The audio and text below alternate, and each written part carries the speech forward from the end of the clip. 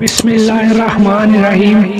السلام علیکم دوستو، جیسا کہ آپ کو میں نے پہلی ویڈیو میں بتایا تھا کہ میں روح کی تربیت کے حوالے سے کچھ چیزیں آپ کے سامنے پیش کروں گا، تو اس کے لیے سب سے پہلی جو چیز میں پیش کر رہا ہوں جو ہماری روح کو بیمار کرتی ہے، ہماری روح کو پر میل کچیل جما دیتی ہے، وہ ہے زیادہ کھانا۔ دنیا دارالعمل ہے، یہ دنیا عمل کرنے کے لیے ہے، یہ کھانے کے لیے نہیں ہے۔ دو طرح کے اعمال ہوتے ہیں، ایک ظاہری اعمال اور ایک باطنی اعمال۔ چونکہ ہمارا یہ عنوان باطنی اعمال کے ساتھ ہے تو ہم لوگ روح کے متعلق بات کریں گے۔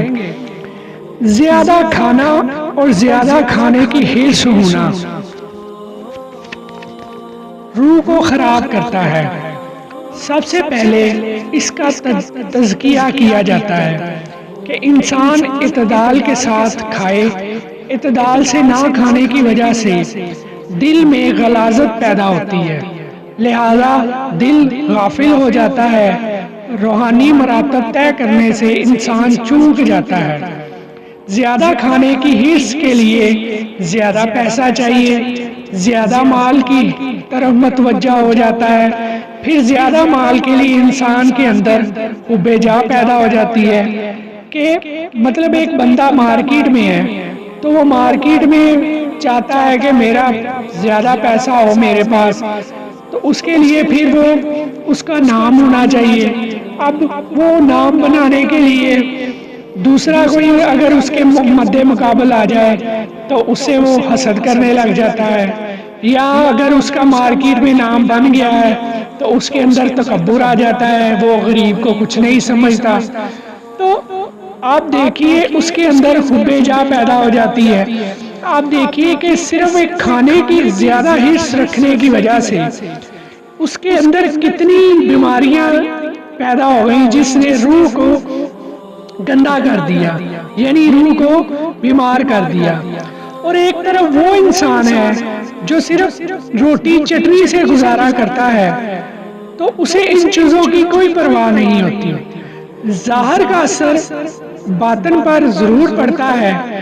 اگر ظاہری طور پر ہم بہت زیادہ کھانا کھاتے ہیں یا بہت زیادہ کھاتے ہیں تو اس سے کیا ہوتا ہے، اس سے ہماری روح نکمی ہو جاتی ہے اور اس طرح ہم روحانی طور پر کوئی مراتب طے نہیں کر سکتے۔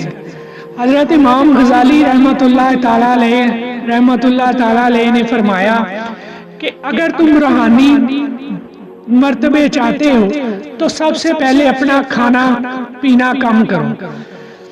لیکن یہاں پر ہمارے ہاں یہ ایک رواج ہے کہ جو بندہ زیادہ کھاتا ہے اور جو بندہ زیادہ سوتا ہے وہ سمجھتا ہے کہ میں سب سے زیادہ عیاشی کر رہا ہوں، لیکن ہمارے اسلاف نے اس پر سب سے زیادہ توجہ دی، ایک نیند پر اور ایک کھانے پر۔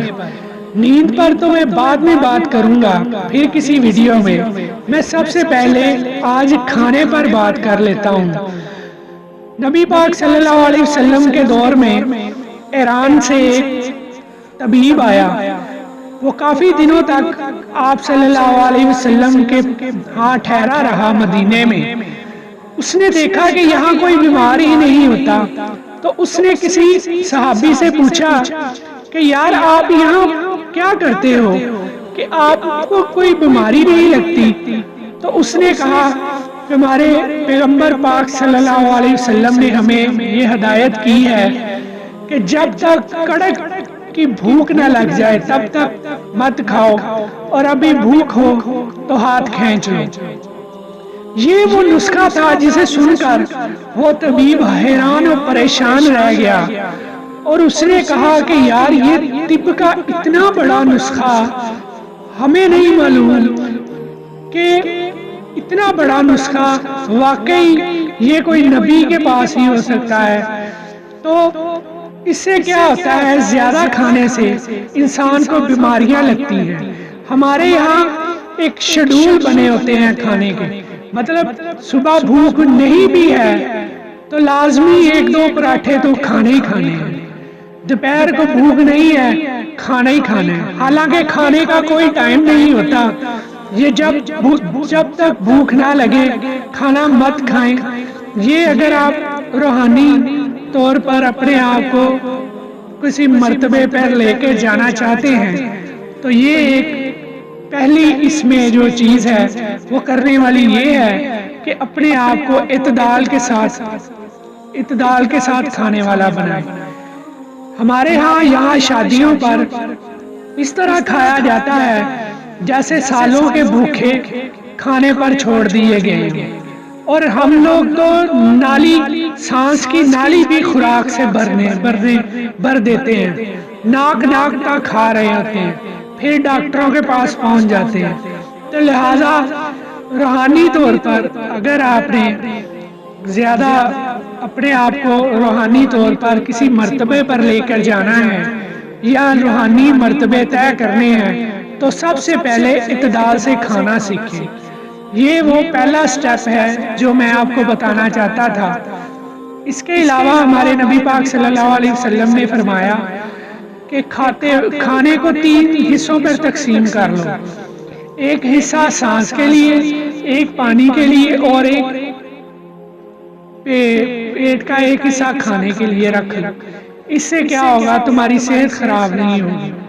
لیکن ہمارا یہاں کھانا ہی ایک مشن ہوتا ہے، تو لہذا اس بات پر غور کریں کہ جب تک بھوک نہ لگے تب تک کھانا نہ کھائیں، چاہے سارا دن بھوک نہ لگے سارا دن کھانا نہ کھائیں، کوئی بات نہیں، آپ کمزور نہیں ہوں گے، لیکن اس سے آپ کے روح کو سکون ملے گا اور عبادت میں بھی مزہ آئے گا۔ شکریہ۔